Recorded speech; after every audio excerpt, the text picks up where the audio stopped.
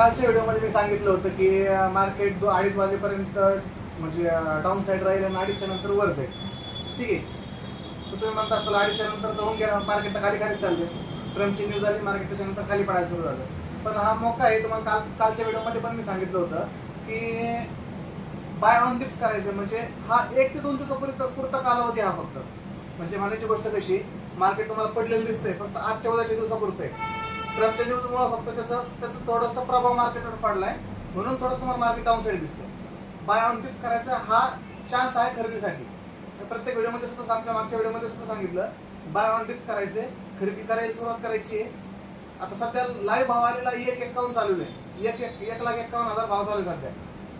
खरेदी करायची आहे, हा चान्स आहे खरेदीसाठी. ठीक आहे.